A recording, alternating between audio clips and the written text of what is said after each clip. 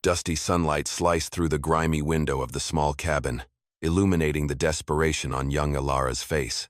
She stood between three leering outlaws and her mother's sickbed, where a shallow, rattling cough was the only sound. "Please," Ilara begged, her voice trembling. "The medicine is all we have." The leader, a man with a cruel scar twisting his lip into a permanent sneer, just laughed and snatched the bottle from her hand. But as he raised it to smash against the wall, a shadow fell over the doorway, blocking the sun entirely. A voice like grinding stone rumbled, "That's far enough. Don't forget to like this video and subscribe to the channel so you never miss a ride into the Old West." The dusty sunlight slicing through the grimy window of the small cabin did little to warm the chilling scene within, instead serving only to illuminate the desperation etched onto young Ilara's face. She stood as a trembling, defiant shield between three leering outlaws and the rickety bed where her mother's life was fraying with every shallow, rattling cough. The air was thick with the scent of sickness and unwashed men, a cloying combination that made Ilara's stomach churn with fear. "Please," she begged again, her voice a thin, reedy whisper that was nearly swallowed by the vast, uncaring silence of the prairie outside. "The medicine is all we have. It's all that's keeping her here." The leader of the trio, a man named Jed, whose cruel scar twisted his lip into a permanent sneer, merely chuckled, a dry, rasping sound like stones grinding together. He relished the power he held in this small, miserable room, the absolute control over life and death. With a theatrical flourish, he snatched the small brown bottle from her grasp, his dirty fingers brushing against hers, making her flinch. He held it up to the light, mocking its precious contents before turning towards the wall, his intention clear. He would smash it, not out of necessity, but for the sheer pleasure of watching her hope shatter along with the glass. But just as his arm tensed to throw, a shadow fell across the doorway, so vast and sudden it was as if a storm cloud had instantly blotted out the Sunday. The light, the dust motes, the sneer on Jed's face, everything was consumed by the silhouette of a man of impossible size.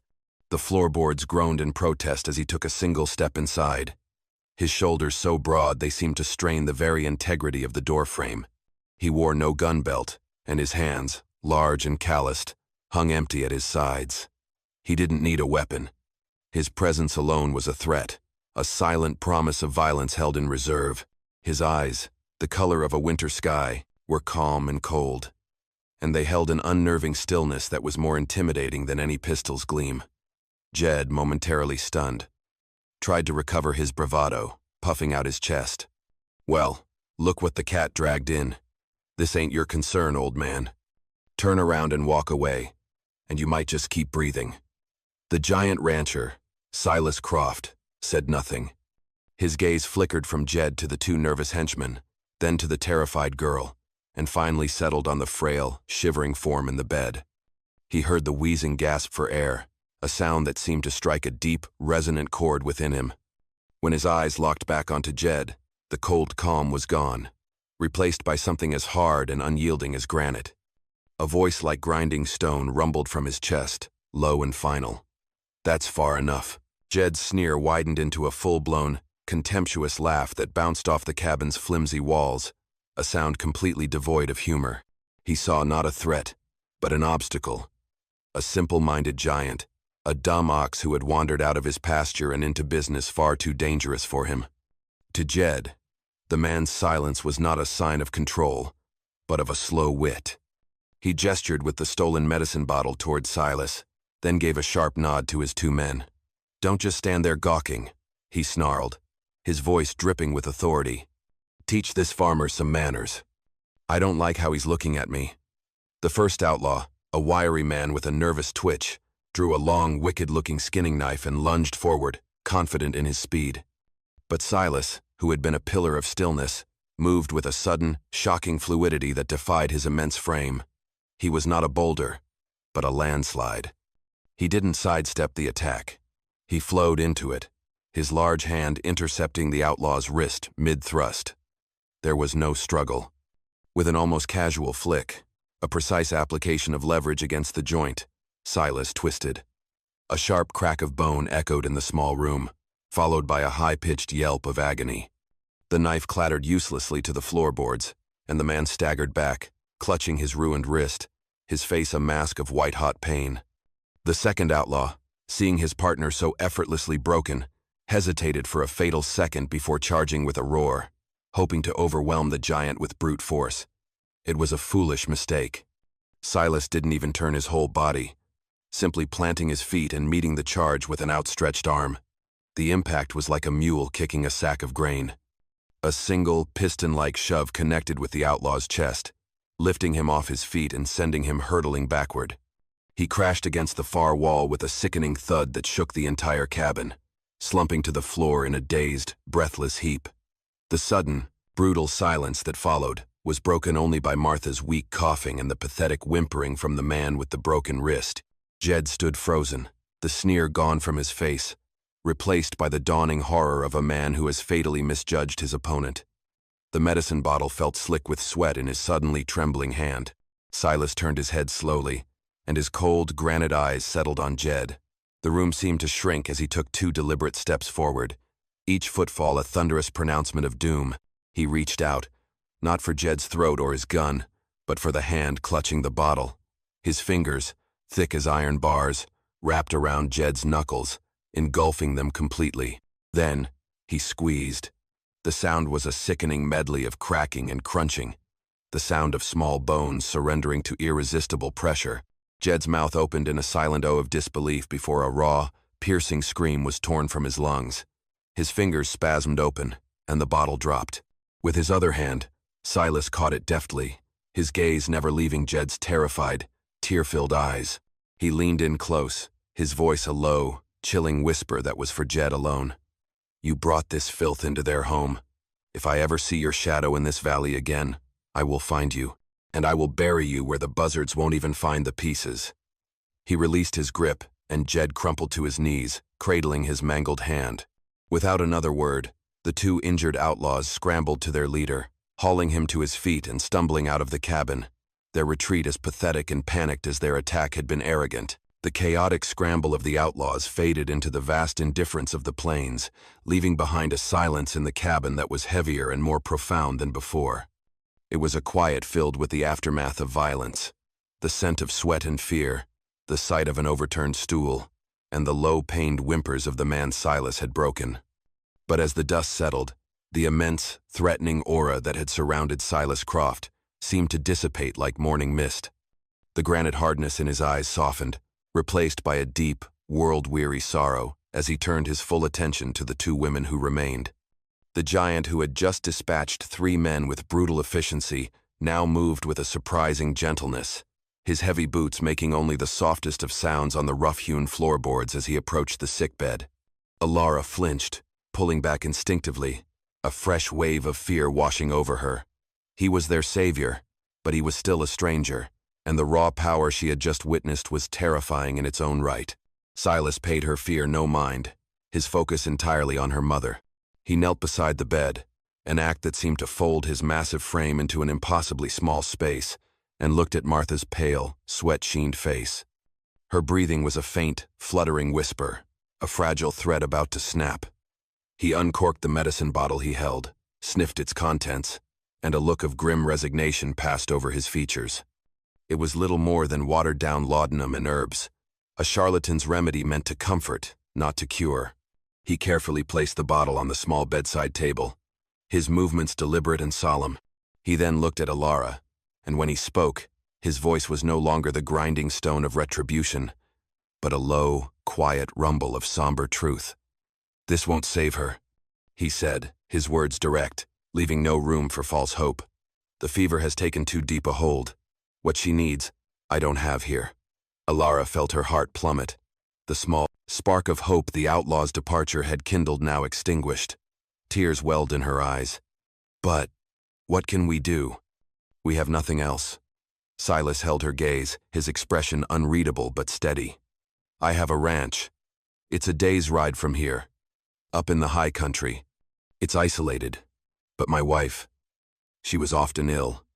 I have a chest there, stocked with proper medicines from a doctor in St. Louis. Quinine, carbolic acid, things that can fight a sickness like this." He paused, letting the weight of his offer settle in the still air. "I can take you both. I can help her. But we have to leave now. Tonight. Alara stared at him, her mind a whirlwind of confusion and terror. To leave the only home she'd ever known, to place her and her mother's lives in the hands of this massive, silent man, it was an unthinkable choice. Every cautionary tale her father had ever told her screamed in her mind. Yet, as she looked at her mother, she saw the life ebbing away from her, saw the gray pallor of her skin, heard the terrifying catch in her breath. The fear of the known, of watching her mother die in this dusty, helpless room, was suddenly greater than the fear of the unknown. A single, hot tear traced a path through the grime on her cheek. She gave a small, trembling nod, her voice barely a whisper. All right. With her tearful agreement hanging in the air, Silas moved without hesitation, his purpose clear and immediate. He approached the bed and, with a gentleness that seemed utterly contrary to his immense size, he gathered Martha into his arms. Alara watched, her breath catching in her throat, as he lifted her mother as if she weighed nothing more than a bundle of dry linens, his movements fluid and certain. He cradled her against his broad chest, ensuring her head was supported, his calloused hands treating her frail body as if it were spun glass, fragile and infinitely precious. He carried her out of the suffocating gloom of the cabin and into the fading afternoon light, where a sturdy buckboard wagon stood waiting, harnessed to two powerful, steady-looking horses. Alara followed, clutching a small bundle of their few possessions. She watched as Silas arranged a bed for her mother in the wagon's flatbed, using thick horse blankets and even a sack of grain for a pillow, working with a quiet, focused efficiency. The journey began under a sky that was slowly bleeding from brilliant blue into the softer hues of orange and purple. The silence between them was vast, broken only by the rhythmic creak of the wagon's axle, the soft plodding of the horse's hooves on the hard-packed earth, and the constant, worrying whisper of her mother's breathing. Alara sat beside Silas on the driver's bench, her hands clenched tightly in her lap, her gaze fixed on him. She observed how he held the reins loosely, his large hands guiding the team with subtle, almost imperceptible shifts of weight.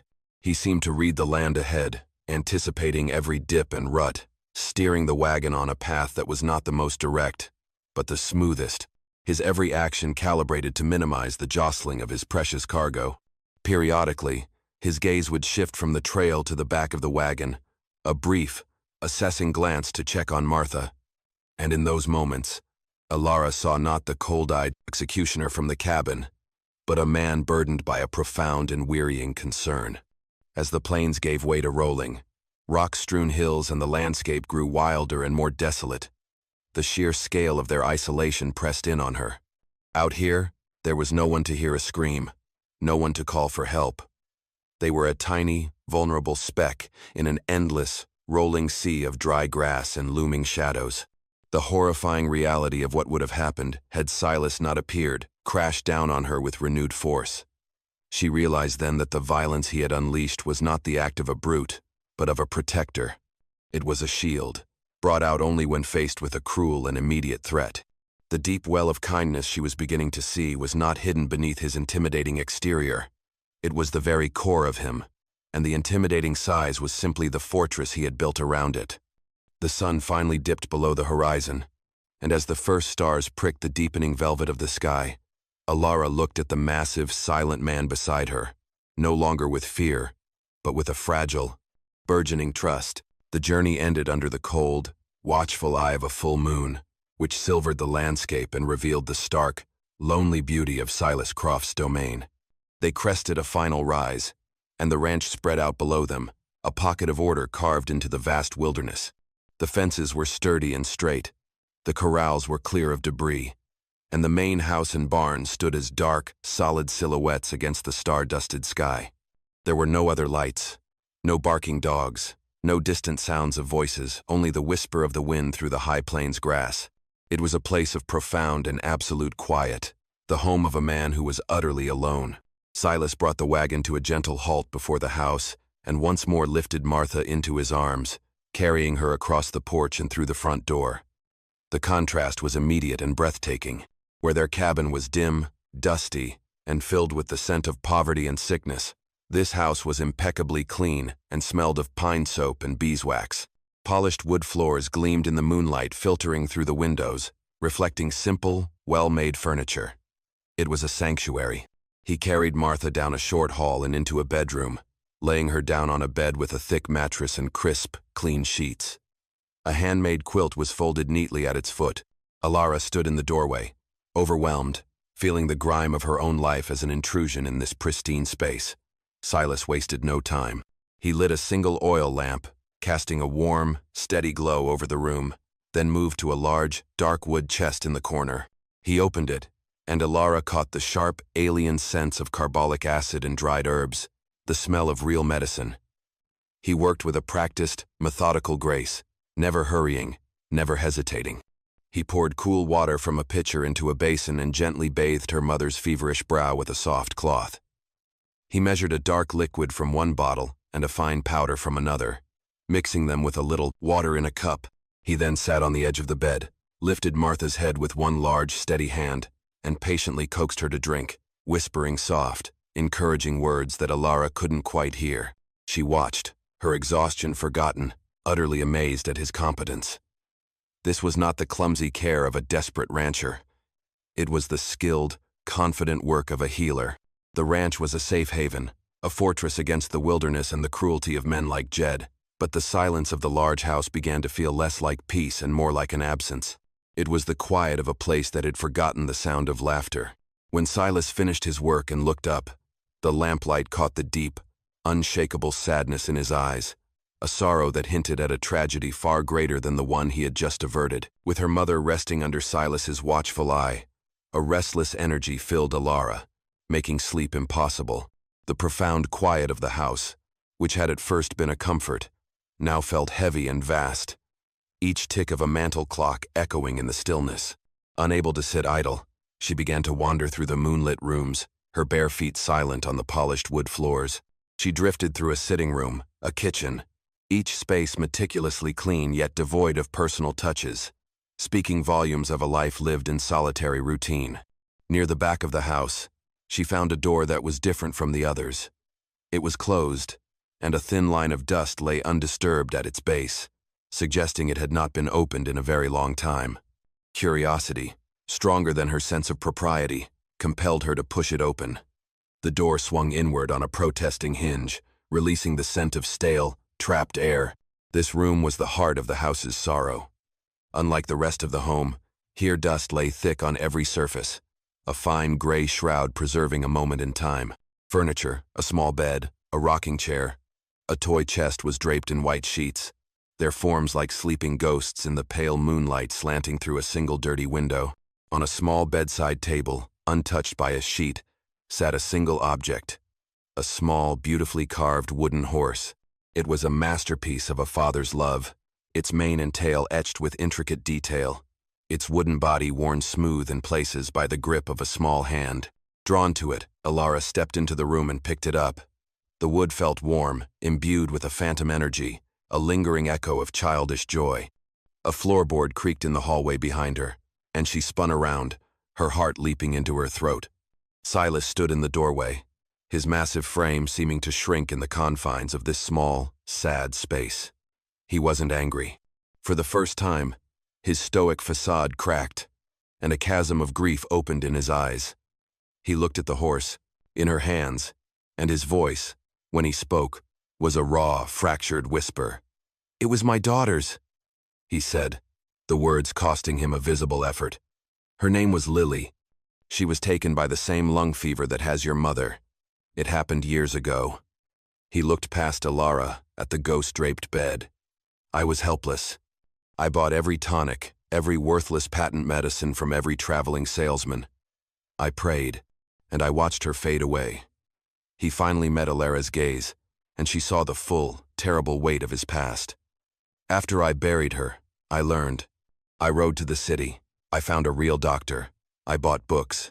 I learned about fevers, about poultices, about which plants heal and which ones only promise to. I learned everything I could." A profound, shuddering sigh escaped him. "I was too late to save her, but I swore I wouldn't be too late to save another." In that instant, Alara understood everything. The immense, silent man was not just a rancher. He was a father haunted by a ghost, a healer forged in the fires of unimaginable loss. His fury at the outlaws wasn't just righteous anger. It was the rage of a man seeing his worst nightmare threaten to play out again. His desperate, gentle care for her mother was a penance, a battle against the past, a quiet, ferocious attempt to win the one fight that had ever truly broken him. Miles away, in a foul-smelling hidden arroyo, Jed cradled his shattered hand, the throbbing pain a constant, humiliating reminder of his defeat. Each pulse of agony was matched by a wave of burning shame that was far more potent. He, Jedediah Kane, a man who had built a reputation on fear and swift brutality, had been dismantled and dismissed like a troublesome child by one unarmed man. The memory of Silas Croft's cold eyes and the sickening crunch of his own bones played over and over in his mind, fueling a rage that burned hotter than the pathetic campfire his men huddled around. But Jed was a survivor, and his cunning was as sharp as his cruelty. He knew he couldn't rally his full gang on the promise of revenge alone. Fear of the giant rancher had already begun to poison the morale of the two men who had escaped with him. So, his wounded pride twisted the narrative, reshaping it into something more palatable, something far more motivating. Greed. He began to pace before the fire, his shadow dancing on the canyon walls, and let the seeds of his new truth take root. Why would a man live so far from civilization on such a large, well-kept property? Why would he fight with such ferocious, protective fury over a worthless hovel and a sick woman? The only logical answer, his mind screamed, was that there was a treasure. The ranch wasn't a home. It was a fortress guarding a fortune. He gathered the rest of his gang, a dozen hard, desperate men drawn to him by the promise of easy scores. He held up his bandaged, swollen hand for all to see. This, he spat, his voice a venomous hiss, is what a man does when he's guarding a lifetime's worth of gold. He painted a vivid picture for them, describing the sprawling ranch, the sturdy buildings, the isolation. He conveniently omitted Silas's terrifying speed and skill, portraying him instead as a simple, oversized brute who had gotten lucky. He's a hermit, a miser sitting on a pile of stolen loot or a lucky strike. No wife, no kids, no one to share it with, and no one to hear him scream when we take it. He saw the flicker of interest in their eyes, the avarice beginning to chase away their caution. He caught us by surprise, that's all. But he's one man against 12. He can't watch every window, every door. He can't fight us all at once. Jed let a cruel smile touch his lips, his pain momentarily forgotten in the sweet anticipation of his plan. We ride at dusk. We'll hit him when the light is failing. From all sides. He'll be so busy trying to stop us from getting in. He won't have time to stop us from gutting him and tearing his house apart board by board until we find what he's hiding. The murmurs of his men grew from skeptical whispers to greedy, excited chatter. The image of a lone giant was replaced by the glittering fantasy of a hidden strongbox filled with gold coins and payrolls. Jed watched them, his heart swelling with a dark, triumphant power. The lesson in respect Silas Croft had given him would be repaid with a lesson in overwhelming, merciless force. The sun bled out across the horizon, painting the vast, empty sky in brutal streaks of orange and crimson, the final, beautiful gasp of a dying day. Inside the ranch house, a different kind of twilight had fallen, a tense, watchful silence. Silas was not a man to be caught unaware. He knew the nature of vermin like Jed. Their wounded pride and insatiable greed were as predictable as the setting Sunday. He had spent the afternoon preparing not in a panic, but with the grim, methodical patience of a master tactician. Doors were barred, heavy furniture was shifted to reinforce weak points, and every window became a carefully chosen firing position. He didn't board them up, instead using the darkness within the house to his advantage, making it a shadowy fortress from which he could see without being seen. When the attack came, it was not a single charge, but a chaotic, whooping assault from three sides at once, just as Jed had planned.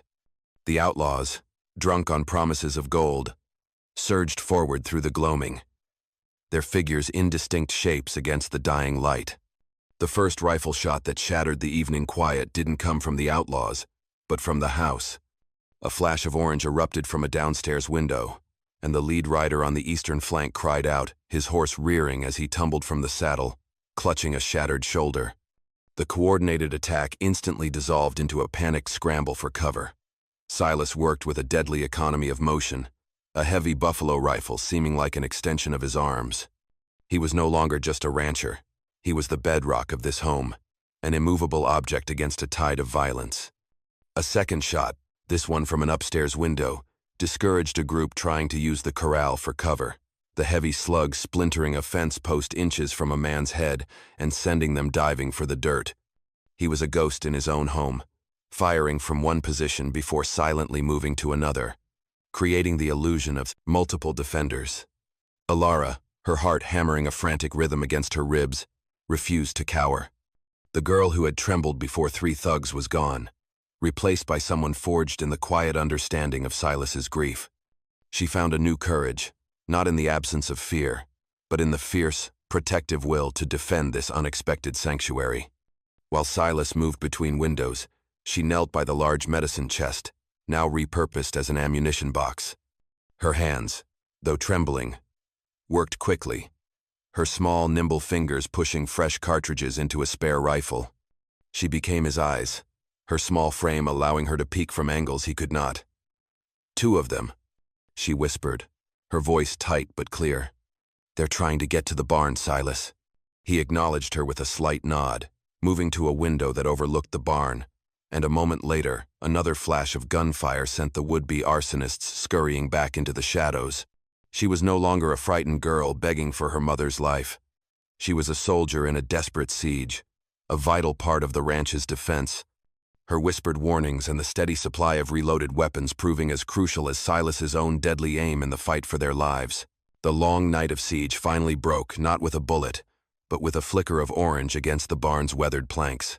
Jed, his plan in shambles and his men pinned down, made a final, desperate gambit, lunging from the darkness with a lit torch aimed at the dry hay piled near the main door. But before the flames could lick the wood, the side door of the barn burst open and Silas was there. A shadow moving with the speed of a striking cougar. He was inside the barn with Jed, slamming the heavy door shut and plunging them both into a cavern of dusty moonlight and deep shadows. The air was thick with the scent of hay, leather, and Jed's raw, animal fear. This was not the man from the cabin. The last vestige of the quiet, grieving rancher had burned away, leaving behind the pure, unbridled fury of a protector whose sanctuary had been defiled. Jed screamed, a wordless cry of rage and terror, and swung a hay axe he'd snatched from the wall. In the cabin, the confrontation had been a lesson. Here, it was a reckoning. Silas didn't dodge the clumsy swing. He moved inside it, his arm a block of oak that met Jed's wrist with a sickening crack of bone. The axe fell to the dirt floor with a dull thud. This time, there was no whispered threat. There was only a storm of controlled, devastating violence. Silas unleashed the years of pent-up grief for his daughter, the helpless rage he had swallowed as he watched her fade, and channeled it into a systematic dismantling of the man before him. Every strike was a precise, brutal answer to a prayer that had gone unheard. He parried a wild punch and shattered Jed's elbow against a support beam. He answered a desperate kick by crushing the man's kneecap with a stomp of his heavy boot. He wasn't just fighting an outlaw. He was fighting death itself, the cruel randomness that had stolen his family and now threatened to steal the new hope he had found. He slammed Jed against the side of a horse stall, the wood groaning under the impact, and for the first time, Jed begged, the words bubbling up through a bloody lip. But his pleas were for a man, and he was facing a memory, an unbreakable will forged in loss. Silas was overpowering him not merely with strength, but with the absolute certainty of his purpose. This barn, this land, the 2 women in the house they were his to protect, and he would grind any threat to them into dust. When it was over, Jed lay in a broken, whimpering heap on the floor, his spirit as shattered as his bones. The fury receded from Silas's eyes, leaving the familiar, aching sorrow in its place. Without a word, he tore strips from a horse blanket and bound Jed's hands and feet. The remaining outlaws, who had heard the brutal sounds from within, offered no resistance. Demoralized and terrified of the giant who emerged from the darkness, they dropped their weapons. Silas rounded them up with grim efficiency.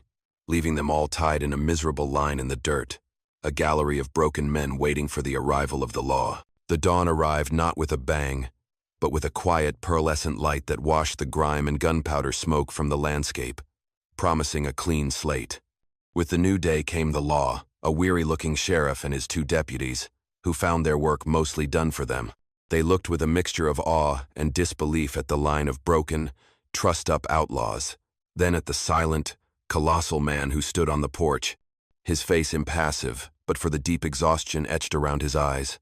There were few words exchanged as the criminals were loaded into a prison wagon, their groans and curses a pathetic final note to the night's violent symphony. As the wagon rumbled away, taking the last of the darkness with it, a profound peace settled over the ranch. Inside the house, the true victory had been won in the quiet of the sick room. Alara sat by her mother's bedside, having dozed off in a chair, when a soft sound made her eyes flutter open. The morning sun was flooding through the window, a brilliant, warm tide of gold that filled every corner of the room, chasing away the long shadows of illness and fear. In the bed, Martha was sitting up, propped against the pillows, her eyes clear and her breathing even and deep. The fever had broken. She turned her head and looked at Alara, and for the first time in what felt like a lifetime, a genuine, warm smile touched her lips. It was a small thing, but it was everything. It was a promise of recovery, of future mornings, of a life reclaimed from the brink. Tears of pure, unadulterated relief streamed down Alara's face as she rushed to her mother's side, taking her hand. At that moment, Silas appeared at the door. He stood framed by the brilliant morning light, and this time, he blocked none of it. He was no longer a shadow, a figure of menace and mystery who eclipsed the Sunday. He was a guardian, his massive form a source of comfort and absolute safety.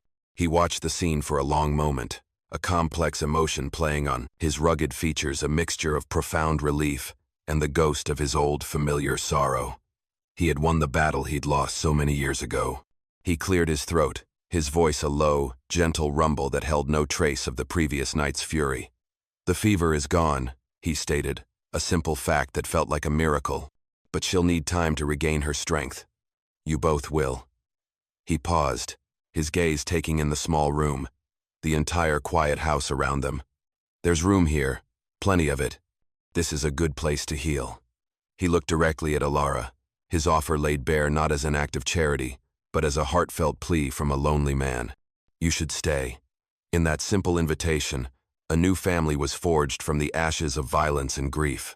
The giant rancher who had given a band of outlaws a brutal lesson they would never forget had, in the process of protecting 2 strangers, finally found a reason to heal himself.